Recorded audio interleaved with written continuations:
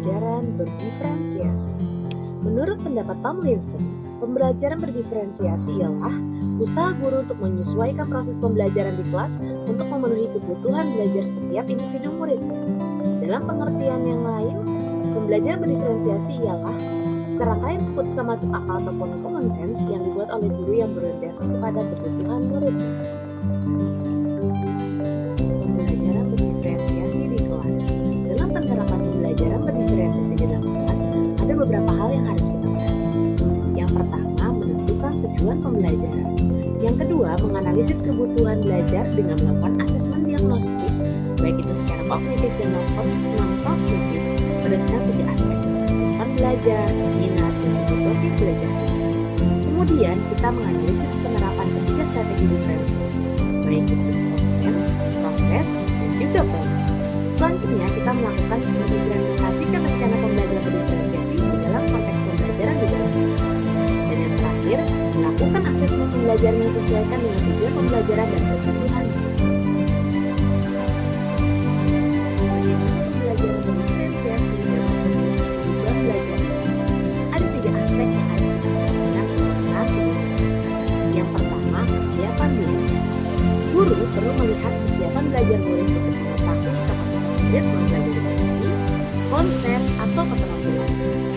Selanjutnya ada minat belajar. Guru memberikan pilihan kepada murid untuk belajar sesuai dengan minatnya. Belajar sesuai dengan minat dapat meningkatkan motivasi murid untuk belajar. Dan yang ketiga, profil belajar. Guru memberikan kesempatan kepada murid untuk belajar secara alami dan efisien, bergantung dari gaya belajar, baik itu visual, auditori, ataupun juga kinestetik. Selanjutnya ada kecerdasan majemuknya, pengaruh budaya, dan lingkungan. Bagaimana pembelajaran berdiferensiasi dapat membantu murid mencapai hasil belajar yang optimal? Ada 3 strategi yang dapat diterapkan oleh guru.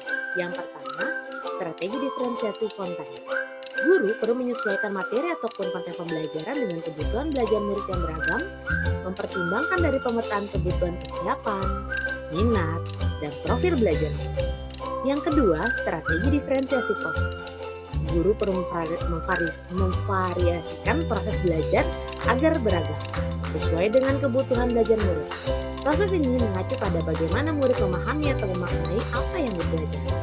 Yang ketiga, diferensiasi produk. Guru perlu memodifikasi kajian produk yang akan dihasilkan murid sesuai dengan konten yang telah mereka pelajari dan proses yang telah mereka lalui.